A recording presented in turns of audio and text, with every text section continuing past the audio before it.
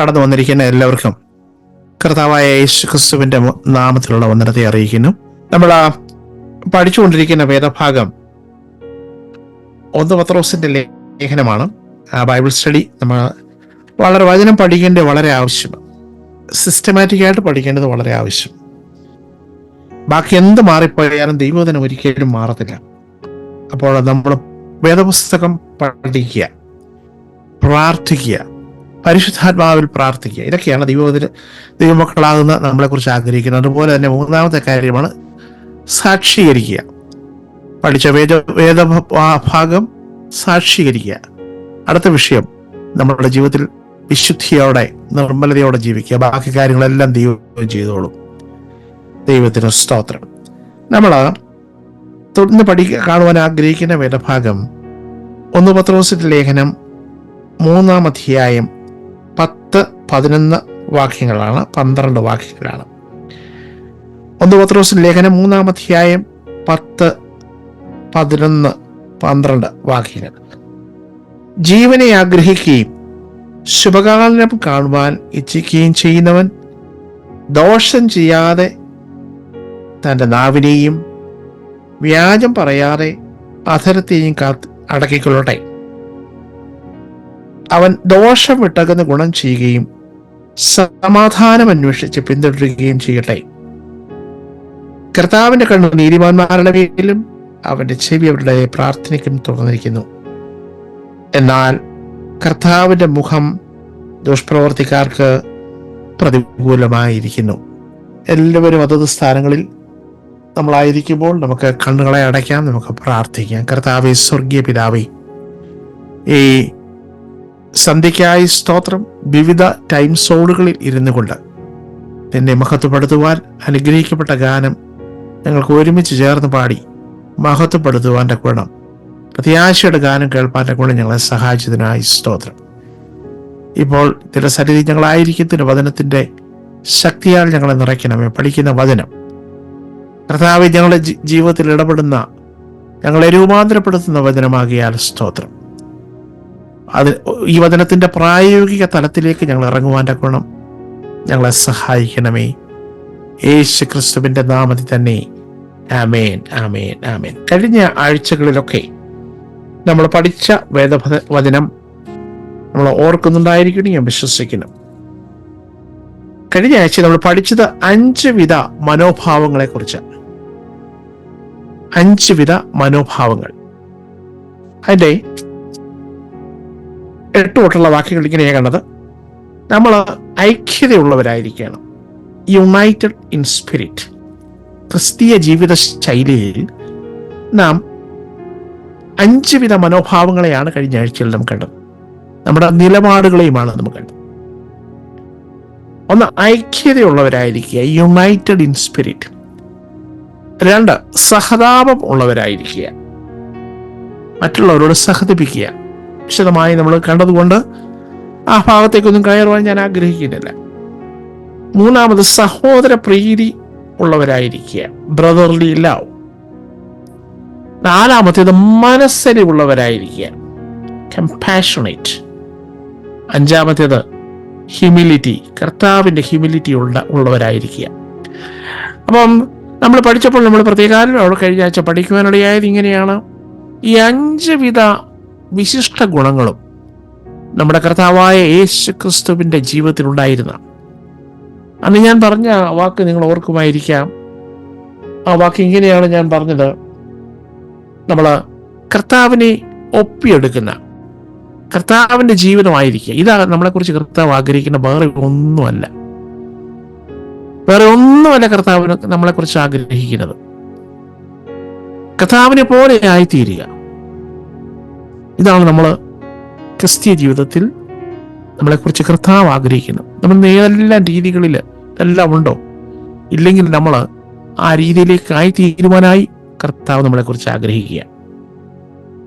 ഈ വചനമൊക്കെ പഠിക്കുമ്പോൾ ഇത് കേട്ടിട്ട് നല്ല മെസ്സേജ് ആയിരുന്നു എന്നൊന്നും പറഞ്ഞു പോകാനല്ല. ഇതിൻ്റെ അകത്തെ പ്രാക്ടിക്കലായ ആസ്പെക്റ്റ് എന്താണ്, അതാണ് നമ്മൾ നോക്കേണ്ടത്. നമ്മൾ അതിന്റെ ഭാഗത്ത് അടുത്ത വാക്കിൽ നമ്മൾ കണ്ടത്, you are called to bless others. അതുപോലെ തന്നെ അനുഗ്രഹിക്കുവാൻ നമ്മളെ വിളിച്ചിരിക്കുക, അനുഗ്രഹം അനുഭവിക്കേണ്ടതിന് വിളിച്ചിരിക്കുക. അതുകൊണ്ട് അനുഗ്രഹിക്കുന്നവരായിരിക്കും എന്നാ വായിച്ചു. അപ്പൊ ഞാൻ അവിടെ പ്രത്യേകം പറയുകയുണ്ടായി, അനുഗ്രഹം എന്ന് പറയുമ്പോൾ സ്പീക്ക് വെൽ, ഇതാണ് അവിടെ ഉദ്ദേശിക്കുന്നത്. വളരെ പ്രായോഗികമായ ബുദ്ധിമുട്ടുള്ളൊരു കാലഘട്ടത്തിൽ ക്രൈസ്തവ സഭയുടെ തുടക്കത്തിൽ അവർ ആയിരിക്കുക. ഒരുപാട് പീഡനങ്ങളും കഷ്ടപ്പാടുകളും, നമ്മൾ ഇന്ന് പറയുന്ന ഈ പഠനമൊന്നും അല്ല കേട്ടോ, അവരെ ഓടിച്ചിട്ട് പീഡിപ്പിക്കുന്നൊരു കാലഘട്ടത്തിൽ അവരോട് പറയുന്ന speak well, bless others, because you are called to bless others. നിങ്ങൾ മറ്റുള്ളവരെ നിങ്ങളുടെ ജീവിതം കൊണ്ട് അനുഗ്രഹിക്കപ്പെടുവാൻ നിങ്ങളെ വിളിച്ചിരിക്കുക. വളരെ പ്രായോഗികമായ ഒരു കാര്യമാണ് നമ്മൾ പറയുന്നത്. അപ്പോൾ ഇത് പറയുമ്പോൾ നമ്മുടെ ജീവിതം കൂടെ ഒന്ന് ആഴമേറിയ ഒരു ചിന്തയിലേക്ക് നമുക്ക് പോകണം. തന്നെത്താനൊരു സ്വയം ശോധന ദൈവത്തിന്റെ വചനത്തിന് മുമ്പാകെ നമുക്ക് ഉണ്ടാകേണ്ടത് ആവശ്യം. അതിനുശേഷം പറയുന്ന ഒരു പ്രത്യേക ക്വാളിറ്റിയാണ് നമ്മളിന്ന് ചിന്തിക്കുവാനായി പോകുന്നത്. ഞാൻ ഒരൊറ്റ പോയിന്റിലേക്കാണ് ഞാൻ വരുവാനായിട്ട് ആഗ്രഹിക്കുന്നത്. ജീവനെ ആഗ്രഹിക്കുകയും, 10-ാം വാക്യം, ശുഭകാലം കാണുവാൻ ഇച്ഛിക്കുകയും ചെയ്യുന്നവൻ ദോഷം ചെയ്യാതെ തന്നെ നാവിനെയും വ്യാജം പറയാതെ അധരത്തെയും അടക്കിക്കൊള്ളട്ടെ. അവൻ ദോഷം വിട്ടകന്ന് ഗുണം ചെയ്യുകയും സമാധാനം അന്വേഷിച്ച് പിന്തുടരുകയും ചെയ്യട്ടെ. കർത്താവിന്റെ കണ്ണ് നീതിമാന്മാരുടെ മേലും അവന്റെ ചെവി എന്നാൽ കർത്താവിന്റെ മുഖം ദുഷ്പ്രവർത്തിക്കാർക്ക് പ്രതികൂലമായിരിക്കുന്നു എന്നാണ് നമുക്ക് വായിക്കുവാൻ കഴിയും. ഇന്നത്തെ ഭാഗം അതാണ്.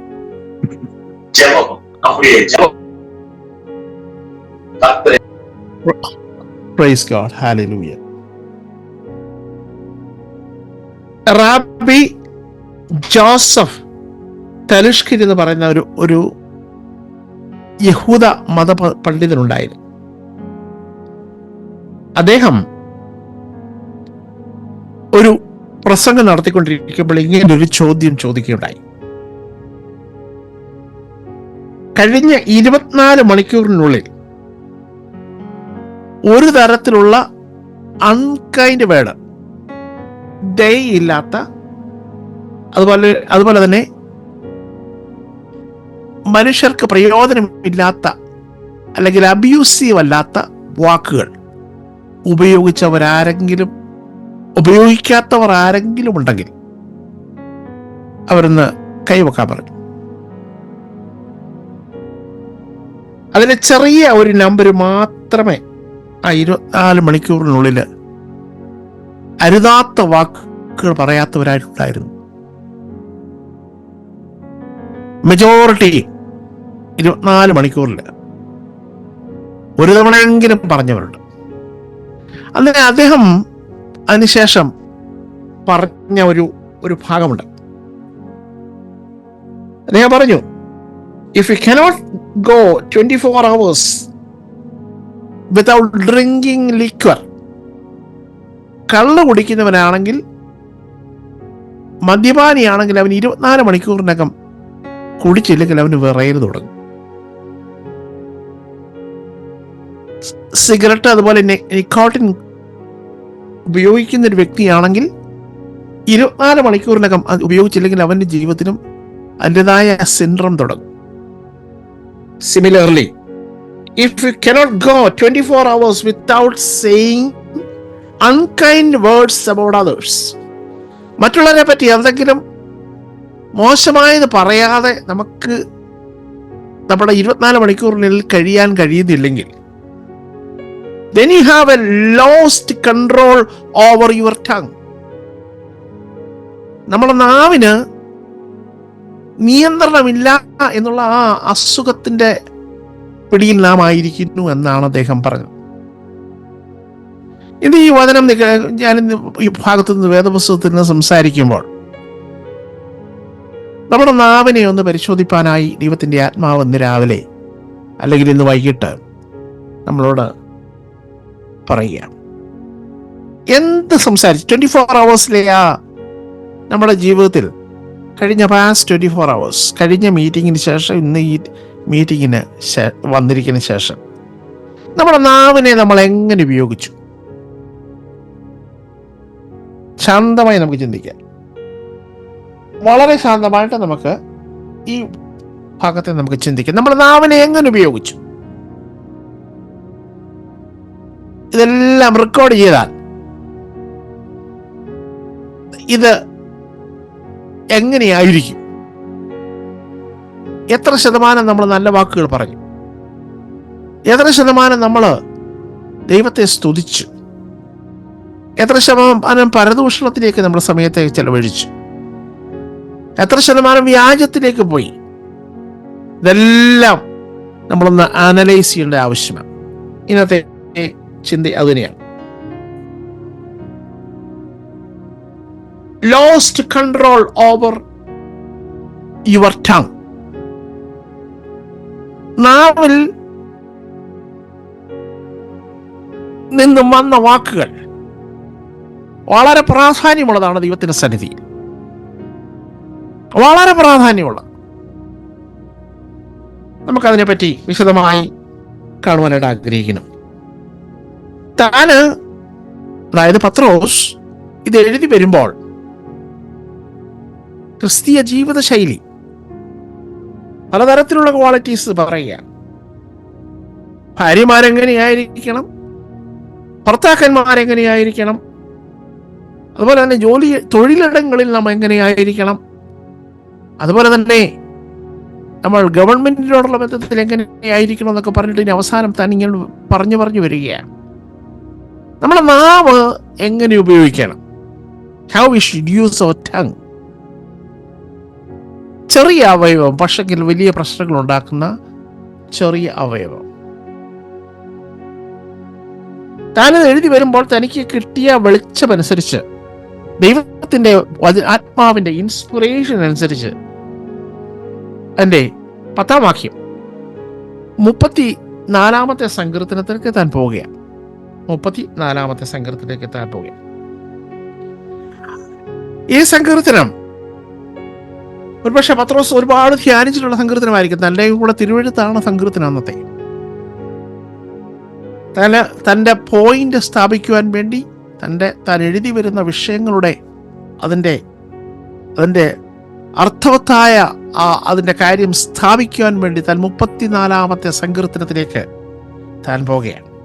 നമുക്ക് എല്ലാവർക്കും, നമ്മളെല്ലാവരും വായിച്ചിട്ടുള്ളതും സഭായോഗങ്ങളിൽ നമ്മൾ ഉപയോഗിക്കുന്നതുമായ ഒരു സങ്കീർത്തനമാണ് ആ ഭാഗം.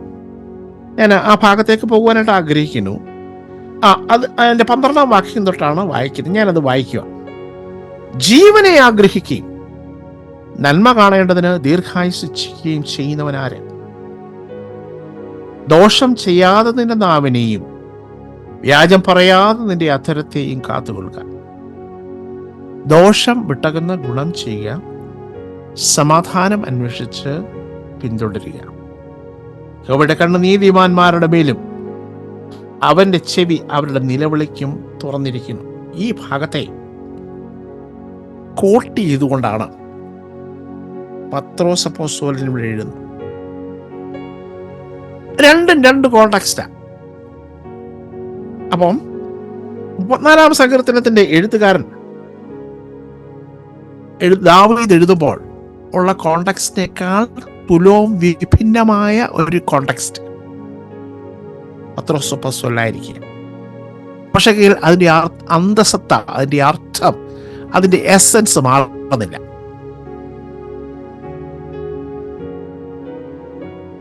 ദാവീദ് എഴുതുമ്പോൾ ബ്ലെസ്സിംഗ്, നിനക്ക് ജീവിക്കണം. എങ്ങനെ? ജീവനെ ആഗ്രഹമുണ്ടോ? നന്മ കാണണമോ? ദീർഘായുസ് വേണമോ? ഒറ്റ കാര്യം, ദോഷം ചെയ്യരുത്.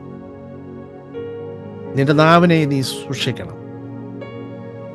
വ്യാജം പറയരുത്. രണ്ടും നാവ് ചെയ്യുന്ന. അങ്ങനെയുള്ള ദോഷം വിട്ടകന്ന നീ ഗുണം ചെയ്യണം.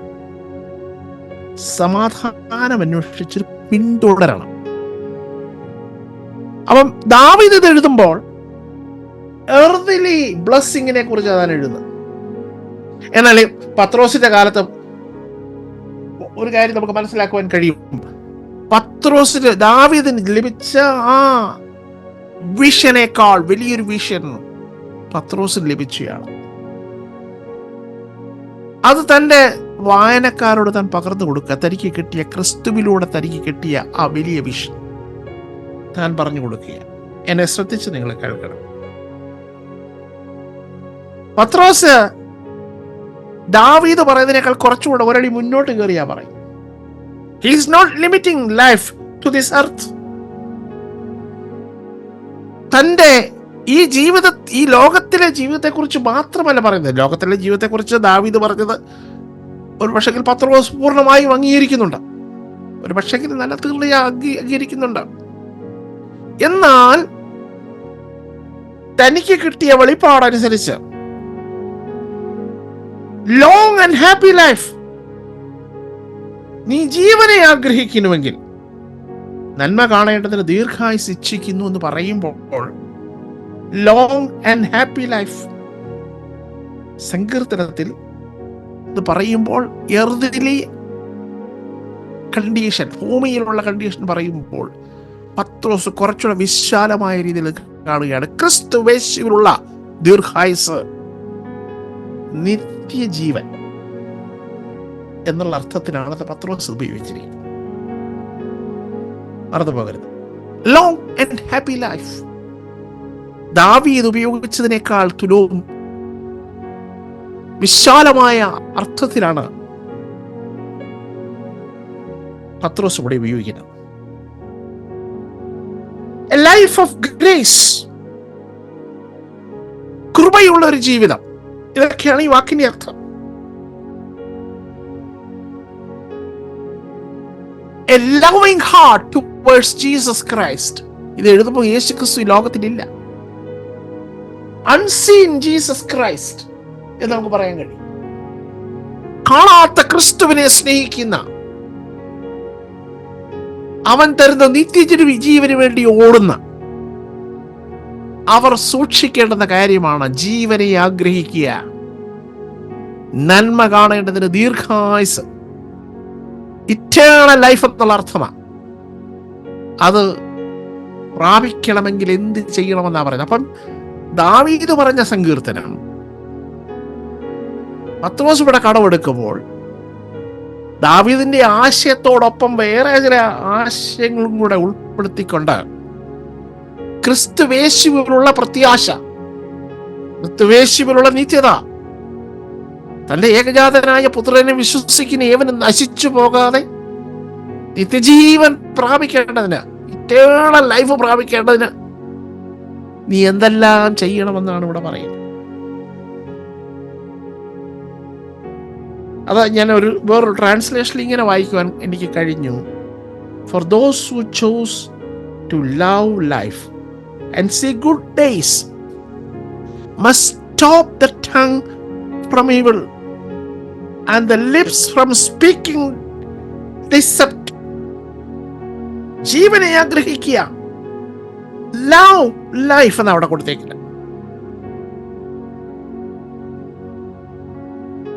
കാണാത്ത ക്രിസ്തുവിനെ സ്നേഹിച്ചുകൊണ്ട് ആ സാൽവേഷൻ തന്ന ക്രിസ്തുവിൽ വിശ്വസിച്ചുകൊണ്ട് നിത്യജീവന് വേണ്ടി ഓടുന്നവർ. നന്മ എന്ന് പറയുമ്പോൾ പഴയ നിയമത്തിലെ നന്മ എന്ന് പറയുന്നത് അൺസീന, പുതിയ നിയമത്തിലേക്ക് വരുമ്പോൾ സ്വർഗീയമായ ബ്ലെസ്സിങ്സാണ്. ഇന്ന് പലപ്പോഴും നമ്മൾ തെറ്റിദ്ധരിക്കപ്പെടാറുണ്ട്. എന്താ ഈ അനുഗ്രഹം? പഴയ നിയമത്തിലെ അനുഗ്രഹം ഭൗതികമായതായിരുന്നു. എന്നാൽ പുതിയ നിയമത്തിലെ നമ്മൾ വന്നിരിക്കുന്ന അനുഗ്രഹം, എഫെസ്യ ലേഖനത്തിൽ നമ്മൾ വായിക്കുന്നുണ്ട്, സ്വർഗത്തിലെ സകല ആത്മീയ അനുഗ്രഹങ്ങളും ഡെഫിനറ്റ്ലി ദൈവം ഈ ലോകത്തിൽ വേണ്ടത് നമുക്കെല്ലാം തരികയും ചെയ്യും. നമ്മൾ മറന്നു പോകും. ഇത് പറയുമ്പോൾ നമുക്ക് പലപ്പോഴും വലിയ താല്പര്യമില്ലാത്തൊരു വിഷയമാണ്. സ്വർഗത്തിലാണ് നമ്മുടെ അനുഗ്രഹം മുഴുകി. ഈ ലോകത്തിൽ അനുഗ്രഹം പ്രാപിച്ചു എന്ന് പറയുകയാണെങ്കിൽ എൻ്റെ പ്രിയമുള്ളവരെ, നമ്മളെക്കാട്ടിലും ഒക്കെ അനുഗ്രഹം പ്രാപിച്ചവരാണ് ലോകത്തിലെ സകല ആൾക്കാർ.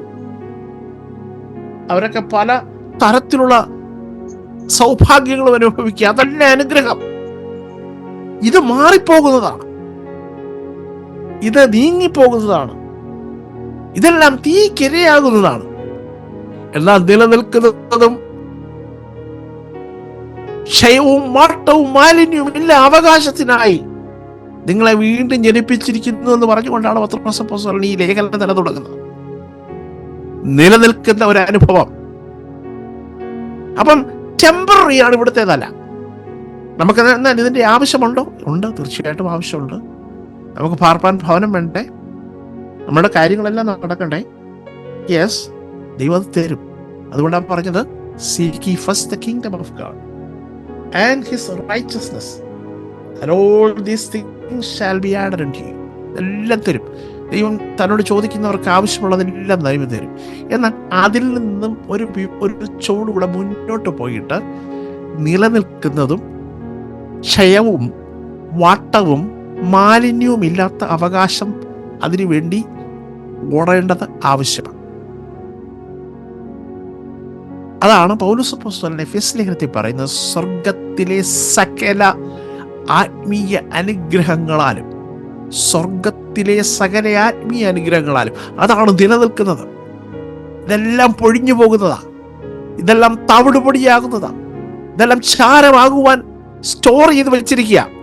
എന്നാൽ ഇന്ന് നാം സ്വർഗത്തിലേക്ക് നോക്കിക്കൊണ്ട് സ്വർഗത്തിലെ ജീവിതം, അനുഗ്രഹത്തിന്റെ ആത്മീയ അനുഗ്രഹം പ്രാപിക്കുമ്പോൾ ജീവിതത്തിന്റെ പിന്നെ അന്ത്യമില്ലാത്ത ആ നിത്യതയിലേക്ക് നാം കയറുമ്പോൾ നമുക്ക് മനസ്സിലാക്കുവാൻ, പഠിക്കുവാൻ കഴിയുന്നത് ഇങ്ങനെയാണ്: ഒരു കാരണവശാലും നമ്മളെ വിട്ടുമാറത്തില്ല.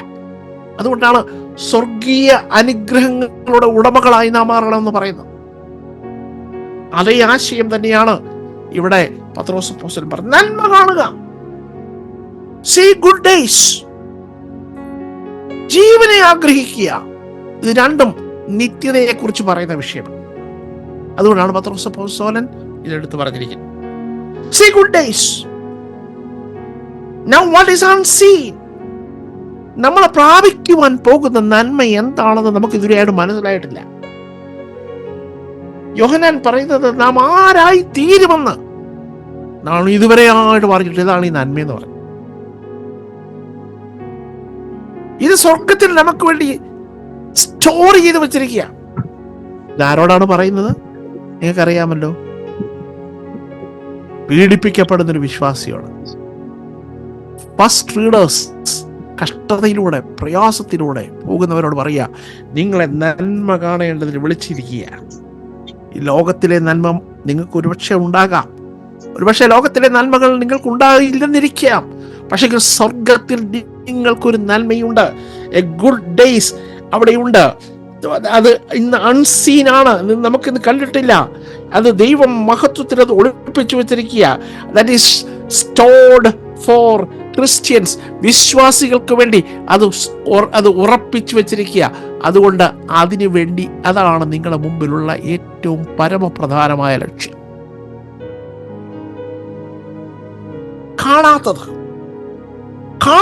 നന്മ, അതിനുവേണ്ടി നിങ്ങൾ ഒരുങ്ങുക എന്നാണ് പത്രോസ് അപ്പോസ്തലനോട് പറയുന്നത്. ഇനി ആ ഭാഗത്തേക്ക് തന്നെ ഒന്ന് പോകാം. 3-ാം അധ്യായം, ജീവനെ ആഗ്രഹിക്കുക. ഇപ്പൊ ജീവൻ എന്നുള്ളത് ഇറ്റേണൽ ലൈഫാണെന്ന് മനസ്സിലായി. ശുഭകാലം കാണുവാൻ ഇച്ഛിക്കുകയും ചെയ്യുന്നവൻ. എന്താ ഈ ശുഭകാലം? ഇറ്റേണിറ്റിക്ക് വേണ്ടി പോകുവാൻ തയ്യാറെടുത്തിരിക്കുന്ന നിങ്ങൾ, ഞാനും നിങ്ങളും. ഓക്കെ, ദോഷം ചെയ്യാതെ തന്റെ നാവിനെയും വ്യാജം പറയാതെ അധരത്തെയും അടക്കിക്കൊള്ളട്ടെ. പരമപ്രധാനമായ വിഷയം ഇവിടെ കൊണ്ടുവരികയാണ്. നമ്മുടെ ജീവിതത്തിൽ വളരെയധികം പ്രാധാന്യത്തോടെ കാക്കേണ്ടുന്നൊരു വിഷയം. ദോഷം ചെയ്യാതെ നിന്റെ തൻ്റെ നാവിനെയും വ്യാജം പറയാതെ തൻ്റെ അധരത്തെയും കാത്തുകൊള്ളുക. നാവിനെ സൂക്ഷിക്കുക. നമ്മളിത് പഠിച്ചു വരുമ്പോൾ നമുക്കൊരു കാര്യം നമുക്ക് മനസ്സിലാക്കുവാൻ കഴിയുന്നത് എന്താണെന്ന് വെച്ച് കഴിഞ്ഞാൽ, യേശു ക്രിസ്തുവിന്റെ മോഡലാണ് നമ്മൾ പഠിച്ചുകൊണ്ടിരിക്കുന്നത്. ഈ മോഡലിനെയാണ് നമ്മൾ കോപ്പി ചെയ്തുകൊണ്ടിരിക്കുന്നത്. ഈ മോഡൽ നമ്മൾ കാത്തുകൊണ്ടിരിക്കുന്നത്. ഇനി യേശുവിന്റെ ഇതിനെക്കുറിച്ചുള്ള മോഡൽ എന്തായിരുന്നു? യെശയ്യാ പ്രവചനം 53-ാമത്തെ അധ്യായത്തിലേക്ക് പോകുമ്പോൾ യേശുവിൻ്റെ മോഡല് നമുക്ക് കാണുവാൻ കഴിയുന്നു. യെശയ്യാ പ്രവചനം 53-ാമത്തെ അധ്യായം അതിൻ്റെ 9-ാമത്തെ വാക്യം അല്ലേ, 9-ാമത്തെ വാക്യം. അവൻ സാഹസമൊന്നും ചെയ്യാതെയും അവൻ്റെ വായിൽ വഞ്ചനയൊന്നും ഇല്ലാതെ ഇരുന്നിട്ടും അവർ അവന് ദുഷ്ടന്മാരോട് കൂടെ ശവക്കുഴി കൊടുത്തു. അപ്പോൾ അവൻ്റെ വായിൽ വഞ്ചന ഒന്നും ഇല്ലായിരുന്നു. ഇത് കേൾക്കുന്ന എൻ്റെ പ്രിയമുള്ളവരെ, യേശുവിനെ പോലെയായി തീരുവാനല്ലേ നമ്മൾ ഈ വിശ്വാസ ജീവിതത്തിന് വേണ്ടി ഇറങ്ങിത്തിരിച്ചത്? നമ്മുടെ നാവിനെ നമ്മൾ എങ്ങനെ ഉപയോഗിക്കുന്നു? ഒരു നിമിഷം ഒന്ന് ശോധനയാണ് കേട്ടോ. ഞാൻ ആ ഭാഗത്തേക്ക് വരുവാനായിട്ട് തന്നെ ആഗ്രഹിക്കുക. ജീവനെ ആഗ്രഹമുണ്ടല്ലോ, നിത്യജീവന് വേണ്ടി പോകാനല്ലേ നമ്മൾ ആഗ്രഹിച്ചുകൊണ്ടിരിക്കുന്നത്. പക്ഷെങ്കിൽ അവിടെ ചെല്ലുന്നതിന് മുമ്പായി നമ്മുടെ നാവിനെയും കൂടെ പരിശോധിച്ച് അതിൻ്റെ പ്രോപ്പർ യൂസ് നടത്തിയില്ലെങ്കിൽ എനിക്ക് പോകത്തില്ലെന്ന ഈ വാക്യം നമ്മളെ പഠിപ്പിക്കും. അന്നേരം പറയും, പാസ്റ്ററെ ഞങ്ങൾ രക്ഷിക്കപ്പെട്ടവരാ, സ്നാനപ്പെട്ടവരാ, എല്ലാ ഞായറാഴ്ചയും ഞങ്ങൾ പോകുന്നവരാ, തന്നെയുമല്ല ഞങ്ങൾ വീടുകളിൽ യോഗ നടത്തുന്നവരാ, എല്ലാ ആഴ്ചയിലും എല്ലാ ദിവസവും മുടങ്ങാതെ ഞങ്ങൾ പ്രയർ ലൈനിൽ കയറുന്നവരാ, 7 മണിക്ക് തന്നെ 6:30 തന്നെ ഞങ്ങൾ കയറുന്നവരാ. ഞങ്ങളുള്ളവരെ അതൊക്കെ നല്ല കാര്യം, ഇറ്റ്സ് വെരി ഗുഡ്. പക്ഷെ ഈ ഒരു കാര്യം വിട്ടുപോകരുത്. ഇവിടെ പത്രോസ് അപ്പോസ്തലൻ പറയുന്ന ജീവൻ എന്ന് പറയുന്നത് നിത്യജീവൻ തന്നെയാണ്. ശുഭകാലം എന്ന് പറയുന്ന ഇറ്റേണിറ്റി തന്നെയാണ്. Let be make very clear. ദാവീദിന്റെ കൺസെപ്റ്റിനേക്കാൾ പത്രോസ് അപ്പോസ്തലന് കിട്ടിയ കൺസെപ്റ്റാണ് ഈ 2 കാര്യങ്ങൾ. ജീവനെ ആഗ്രഹിക്കുക, നിത്യജീവന് വേണ്ടി ഓടുന്നവർ, ഇറ്റേണിറ്റിക്ക് വേണ്ടി ഓടുന്നവർ തങ്ങളുടെ നാവിനെ സൂക്ഷിച്ചേ മതിയാകത്തുള്ളൂ. ദോഷം ചെയ്യാതെ നിന്റെ നാവിനെയും വ്യാജം പറയാതെ നിന്റെ അധരത്തെയും കാത്തുകൊള്ളുക. ഇന്ന് വേറെ ഒന്നും നടന്നില്ലെങ്കിലും കർത്താവ് എൻ്റെ നാവിനെ ഞാൻ സൂക്ഷിക്കുമെന്നൊരു തീരുമാനത്തോടു കൂടി ഇന്ന് ഒരാളെങ്കിലും കടന്നു പോകുന്നുണ്ടെങ്കിൽ ഈ വചനം സംസാരിക്കുന്ന നിമിത്തം നിങ്ങൾ ശുദ്ധിയുള്ളവരായിത്തീരും. ഞാൻ ശുദ്ധിയുള്ളവനായിത്തീരും. Stop telling lie. Stop telling evil words. ദൈവം അത് വെറുക്കുന്നു. അത് പാപമാണ്.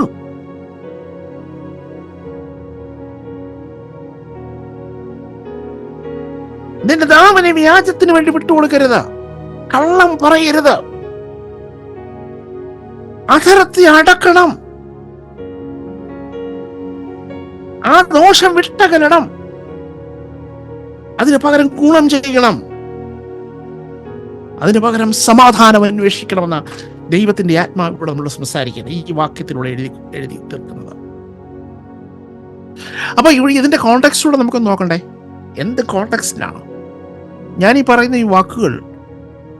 നിത്യതയിൽ അത് തീർച്ചയായിട്ടും റെക്കോർഡ് ചെയ്യപ്പെടും. ഒരു സമയത്ത് ഇത് വെളിയിലേക്ക് വരും. പറയുന്ന ഞാനും കേൾക്കുന്ന നിങ്ങളെല്ലാവരും ഈ കേൾക്കുന്ന ഈ വാക്കുകൾ നിമിത്തം, ഈ വായിച്ച് കേട്ട വചന നിമിത്തം നിങ്ങൾക്കത് എനിക്കും ശിക്ഷാവധി ഉണ്ടാകുവാൻ പാടില്ല. So let us make a decision today. ഇന്ന് നമുക്കൊരു ഡിസിഷൻ എടുക്കാം. കർത്താവേ, എൻ്റെ നാവ് വ്യാജത്തിന് വേണ്ടി ഞാൻ വിട്ടുകൊടുക്കത്തില്ല. ദോഷം പറയുവാൻ, മറ്റുള്ളവരെ കുറിച്ചുള്ള ദോഷം പറയുവാൻ എൻ്റെ നാവിനെ ഞാൻ വിട്ടുകൊടുക്കത്തില്ല എന്ന് നമുക്കൊരു തീരുമാനത്തോടു കൂടി നമുക്ക് ഇന്ന് കടന്നു പോകണം. ഇവരെഴുതുമ്പോൾ ഈ ഇതിൻ്റെ readers they were going through severe persecution എന്നല്ലേ പറഞ്ഞേക്കുന്നത്, പഠിച്ചത്. അവരെ ഒരുപാട് പേര് ചീത്ത വിളിക്കുന്നുണ്ട്, അസഭ്യം പുലമ്പുന്നുണ്ട്. ബിക്കോസ് ഓഫ് their faith, അവരുടെ വിശ്വാസ നിമിത്തം അവരെ ശരിക്കും അബ്യൂസീവ് ലാംഗ്വേജ് ഉപയോഗിക്കുന്നുണ്ട്. അവർ കേട്ടുകൊണ്ടിരിക്കുക. തിരിച്ചു പറയാൻ അവർക്ക് സ്വാതന്ത്ര്യമുണ്ട്. ആ ഒരു കോണ്ടെക്സ്റ്റിലാണ് ഇത് പഠിക്കേണ്ടത്. അവർ തിരിച്ചു പറയുന്നില്ല. പ്രിയമുള്ളവരെ, നമ്മളെ ഇങ്ങനെ നിരന്തരമായി വാക്കുകളിലൂടെ പീഡിപ്പിക്കുകയാണെങ്കിൽ നമ്മളുടെ നിലപാടെന്താ? ജോലിയിൽ ചെല്ലുമ്പോൾ നമ്മളെ ഇത് ഓണക്ക് പറയുകയാണെങ്കിൽ നമ്മൾ തിരിച്ചു പറയുമോ? നമ്മുടെ അയൽവക്കത്തെ നമ്മുടെ കൂടെ അവിടുത്തെ നെയ്ബേഴ്സൊക്കെ നമ്മളെ ഇങ്ങനെ അബ്യൂസ് ചെയ്യുകയാണെങ്കിൽ നമ്മൾ തിരിച്ചു പറയും. ഇതേ കോണ്ടെക്സ്റ്റാ അവിടെ കൊടുക്കുന്നു. നമ്മുടെ നിലപാടെന്താ? ക്രിസ്തീയ നിലപാടെന്താ? പത്രോസ് അപ്പോസ്തലൻ ഓർപ്പിക്കും, ദോഷം ചെയ്യാതെ നിന്റെ നാവിനെയും വ്യാജം പറയാതെ നിന്റെ അധരത്തെയും കാത്തുകൊള്ളുക. ദോഷം വിട്ടകന്നത് ഗുണം ചെയ്യുക. സമാധാനം അന്വേഷിച്ചു. ഇവരെ വളരെ പ്രൊവോക്കേറ്റീവായിട്ടുള്ള, വളരെ പലതരത്തിലുള്ള പ്രശ്നങ്ങൾ അവർക്ക് തന്നെ അവരതിന് റെസ്പോണ്ട് ചെയ്യുമ്പോൾ വളരെയധികം മോശമായ രീതിയിൽ റെസ്പോണ്ട് ചെയ്യുവാനുള്ള സാവകാശം ഉള്ളപ്പോഴും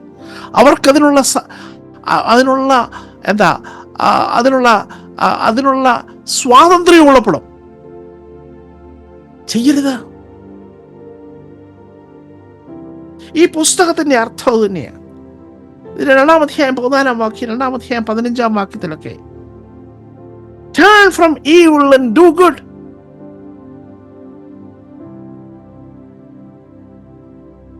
അവിടെ ആ ഭാഗത്ത് കാണുന്നു, അവൻ ദോഷം വിട്ടകന്ന് ഗുണം ചെയ്യുക. ദോഷം വിട്ടകലണം. നമ്മൾ അതിന് എഫർട്ട് എടുക്കണം. ദൈവകൃപയോടുകൂടി എഫർട്ട് എടുക്കണം. സമാധാനം അന്വേഷിക്കണം. അതിനെ പിന്തുടരണമെന്നാണ് നമ്മൾ വായിക്കുന്നത്. സമാധാനം അന്വേഷിച്ച് അതിനെ പിന്തുടരുക. പ്രത്യേകിച്ച് നമ്മുടെ നാവിൽ വരുന്ന ദോഷങ്ങൾ നമ്മൾ വളരെയധികം സൂക്ഷിച്ച് കൈകാര്യം ചെയ്യേണ്ടതാണെന്നാണ് ദൈവത്തിന്റെ വചനം നമ്മളെ പഠിപ്പിക്കുന്നത്. യാക്കോബിന്റെ ലേഖനം 3-ാം അധ്യായം 1 മുതലുള്ള വാക്യങ്ങൾ നമുക്ക് വായിക്കാനായിട്ട് ഞാൻ ആഗ്രഹിക്കുക. യാക്കോബിന്റെ ലേഖനം 3-ാം അധ്യായം അതിൽ 1 തൊട്ടുള്ള വാക്യങ്ങൾ നമുക്കത് എല്ലാവർക്കും അറിയാവുന്ന ഭാഗമായതുകൊണ്ട് ഞാൻ വായിച്ചു വിടുകയാണ്. സഹോദരന്മാരെ, അധികം ശിക്ഷാവധി വരുമെന്ന് അറിഞ്ഞ് നിങ്ങളിൽ അനേകർ ഉപദേഷ്ടാക്കന്മാർ ആകരുത്. നാം എല്ലാവരും പലതിലും തെറ്റിപ്പോകുന്നു. ഒരുത്തൻ വാക്കിൽ തെറ്റിയാൽ അവൻ ശരീരത്തെ മുഴുവൻ കടിഞ്ഞാണിട്ട് നടത്തുവാൻ ശക്തനായ സൽഗുണപൂർത്തിയുള്ള പുരുഷനാകുന്നു എന്നാണ് നമ്മുടെ വായിക്കാൻ കഴിയും. വാക്കിൽ നമ്മൾ തെറ്റുവാൻ പാടില്ല എന്ന് പറയുമ്പോൾ നമ്മൾ നമ്മുടെ നാവിനെ കടിഞ്ഞാണിട്ടുകൊണ്ട് കാക്കേണ്ടുന്നവനാണ് എന്നാണ് ഈ വാക്യം നമ്മളെ പഠിപ്പിക്കുന്നത്. യാക്കോബിന്റെ ലേഖനം 3-ാം അധ്യായമാണ് നമ്മൾ കാണുന്നത്. Praise God, hallelujah. അപ്പോൾ നമ്മൾ ആ ഭാഗം ഒന്ന് ചിന്തിക്കാം. നാവിനെ നമ്മൾ കടിഞ്ഞാണിടുക. നാവിനെ കടിഞ്ഞാണിട്ടുകൊണ്ട് നമ്മൾ കാക്കുക.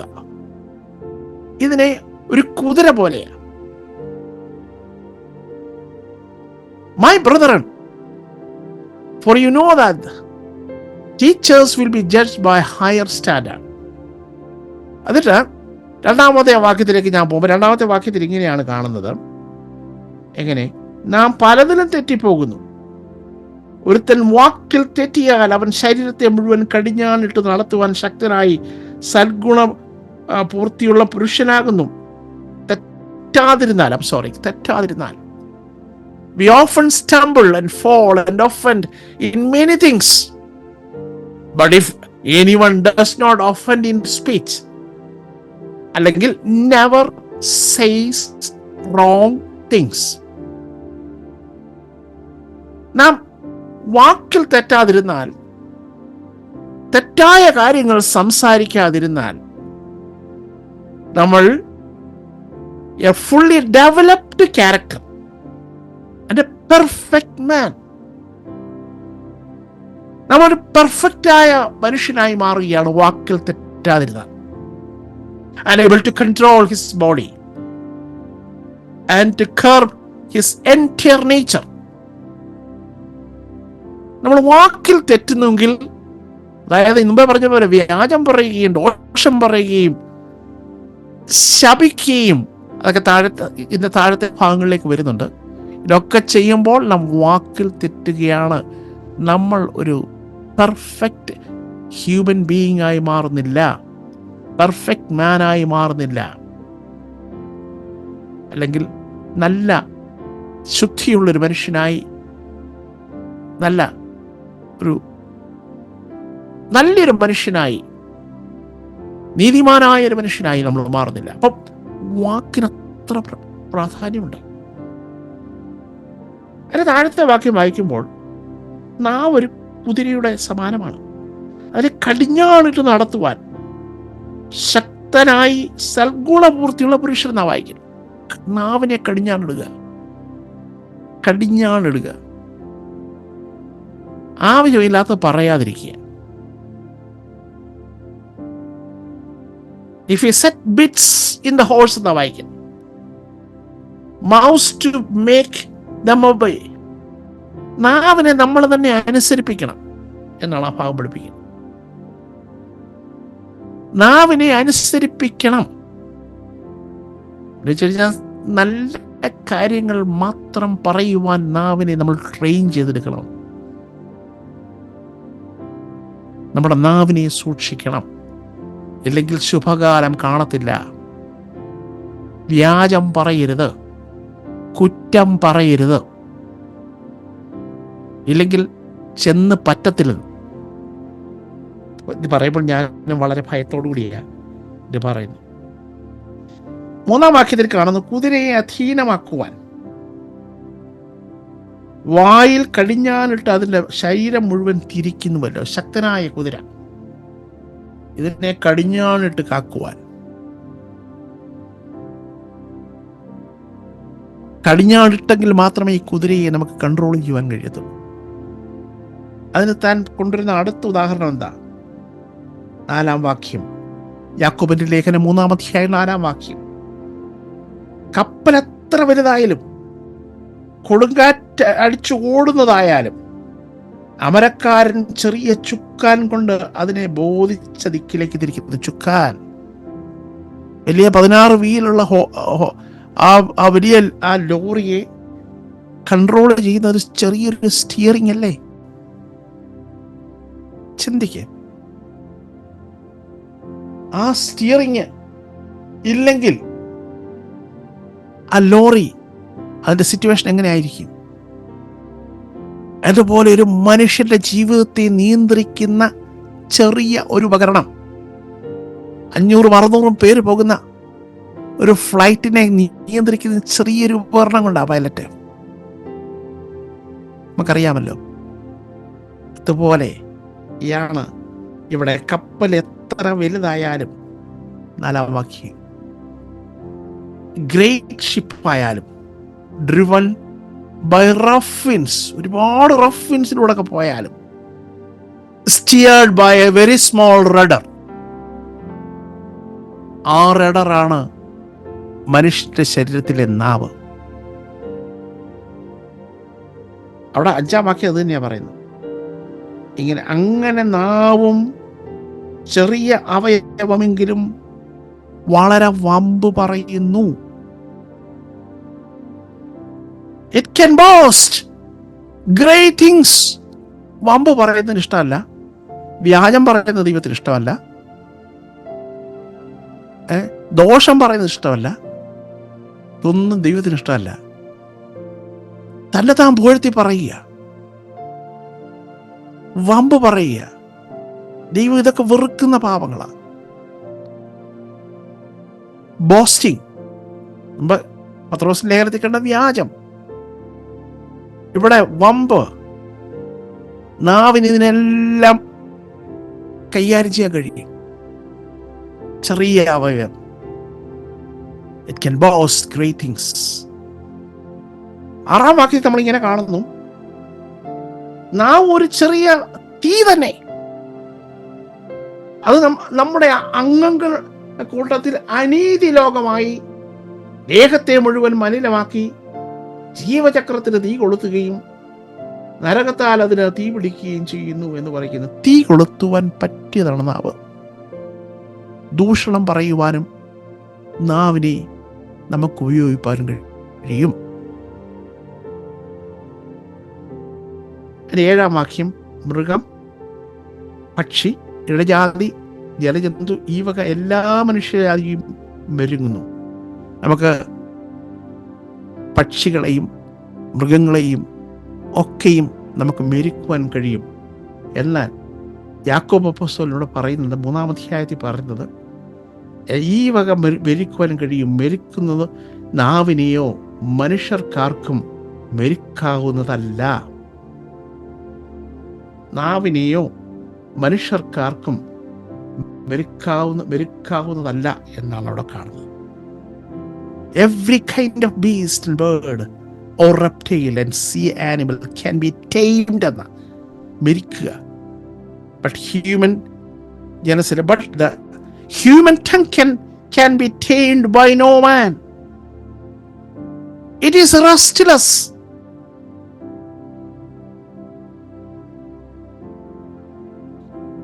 റെസ്റ്റ്ലെസ് എന്നുള്ള വാക്കിന്റെ അർത്ഥം അൺഡിസിപ്ലിൻഡ്.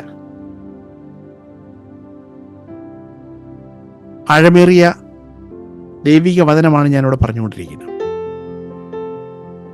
നമ്മുടെ ഹൃദയത്തിന്റെ ആഴത്തിലേക്ക് നമുക്കൊന്ന് ഇറക്കിച്ചില്ല. Undisciplined, irresponsible, full of deadly poison. Malayalam കുറച്ചുകൂടെ മൈൽഡാ. ഇംഗ്ലീഷിലെ ആ ഭാഗം നോക്കി. നാവിനെയോ മനുഷ്യർക്കാർക്കും മെരുക്കാവുന്നതല്ല, അത് അടങ്ങാത്ത ദോഷം, മരണകരമായ വിഷം നിറഞ്ഞത്. അപ്പം ഈ നാവിനെ ദൈവം തന്നിരിക്കാൻ നമുക്ക് ഇതിനെ നിയന്ത്രിച്ചേ ഒക്കത്തുള്ളൂ. അതിന് മുമ്പ് സമയം പോകുന്നതുകൊണ്ട് ഞാൻ എത്രയും പെട്ടെന്ന് നിർത്താൻ ആഗ്രഹിക്കുക. ഈ നാവിനെ നമ്മൾ നിയന്ത്രിച്ചേ ഒക്കത്തുള്ളൂ.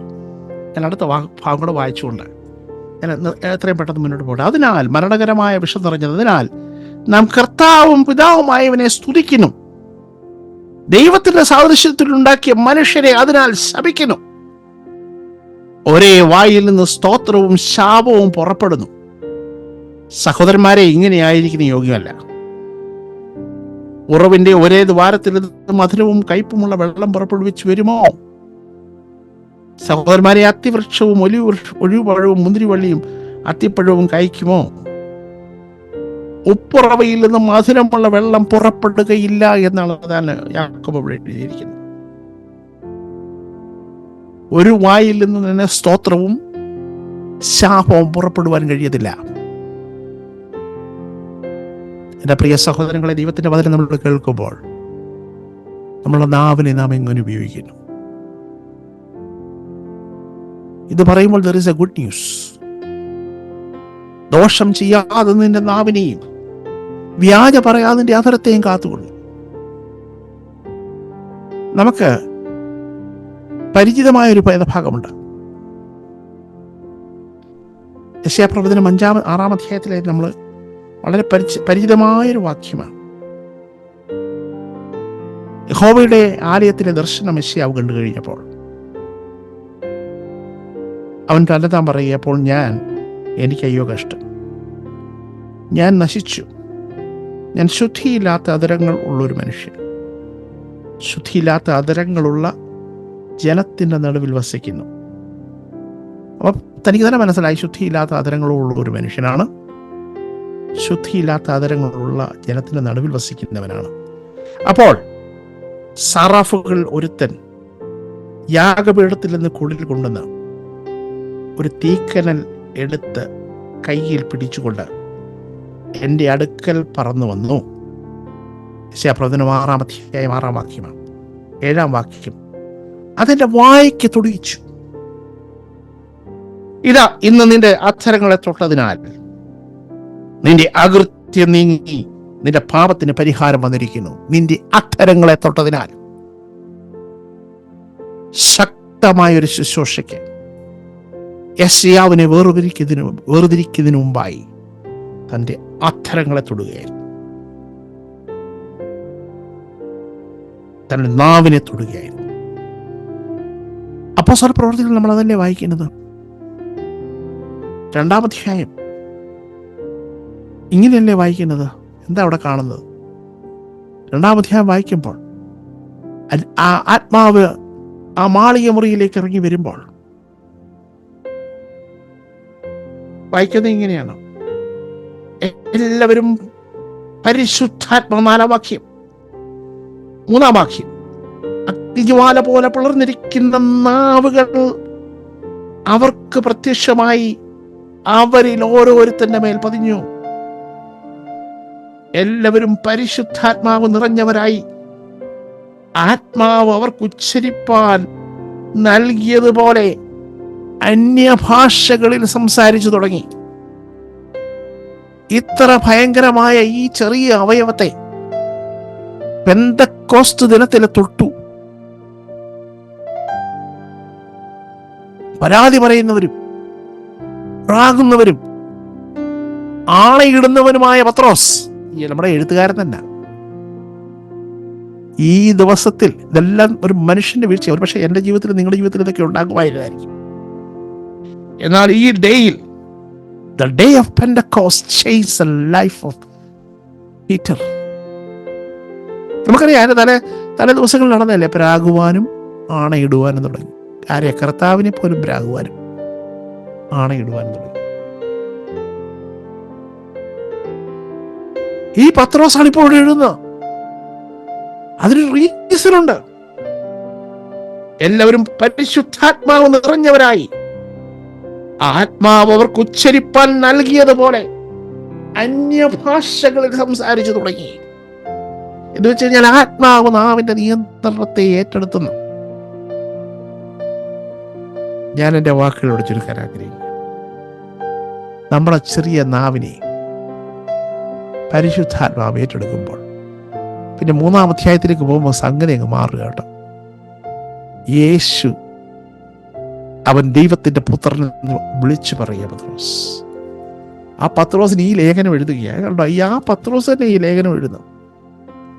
നോക്കിയേ എന്താ എഴുതുന്നത്? ജീവനെ ആഗ്രഹിക്കുകയും ശുഭകാലം കാണാൻ ഇച്ഛിക്കുകയും ചെയ്യുന്നവൻ ദോഷം ചെയ്യാതെ നിന്റെ നാവിനെയും വ്യാജം പറയാതെ അതരത്തെയും അടക്കിക്കൊള്ളട്ടെ. അവൻ ദോഷം വിട്ടകന്ന് ഗുണം ചെയ്യുകയും സമാധാനം പെർസീവ് ചെയ്ത് അതിനെ അന്വേഷിക്കുകയും ചെയ്യട്ടെ. 12-ാം വാക്യം കൂടെ വായിച്ച് ഞാൻ നിർത്തുവാൻ ആഗ്രഹിക്കുന്നു. കർത്താവിന്റെ കണ്ണ് നീതിമാന്മാരുടെ മേലും അവന്റെ ചെവി അവരുടെ പ്രാർത്ഥനയ്ക്ക് തുറന്നിരിക്കുന്നു.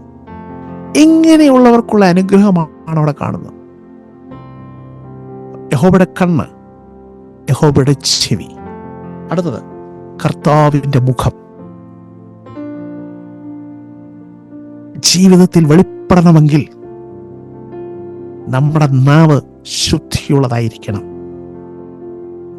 ഒന്നുകൂടെ പറയാം: കർത്താവിന്റെ കണ്ണ്, കർത്താവിന്റെ ചെവി. നമ്മൾക്ക് കർത്താവിന് നോട്ടം ആവശ്യമാണ്.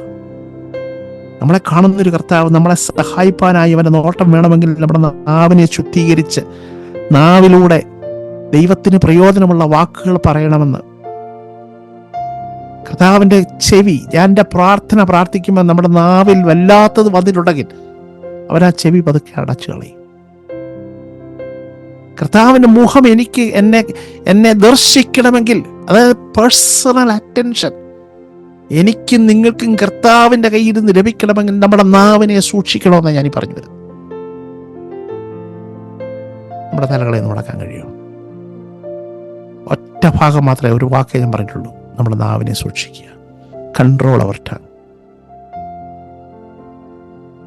ഒരു ശുദ്ധീകരണം നമുക്ക് ആവശ്യമില്ല. ആരും ലൈനിൽ നിന്ന് ഇറങ്ങിപ്പോകരുത്. കർത്താവേ, നിന്റെ ശുദ്ധീകരണം എനിക്ക് തരണമേ. എൻ്റെ നാവിനെ ഞാൻ ഒന്നുകൂടെ സമർപ്പിക്കുന്നു. എപ്പോഴും വരുതാത്തത് പറഞ്ഞിട്ടുണ്ട്, ദോഷം ചെയ്തിട്ടുണ്ട് നാവ് കൊണ്ട്, പലപ്പോഴും ശപിച്ചിട്ടുണ്ട്, പലപ്പോഴും തിന്മകളൊക്കെ വരുമ്പോൾ പ്രതികരിക്കുവാൻ വ്യഗ്രത കാണിച്ചിട്ടുണ്ട്. കർത്താവേ, ഞങ്ങളോട് നീ കരുണ കാണിക്കണമേ. ആ പരിശുദ്ധാത്മാവിൻ്റെ അഗ്നിജ്വാല ഞങ്ങളുടെ നാവിൽ വരണമേ.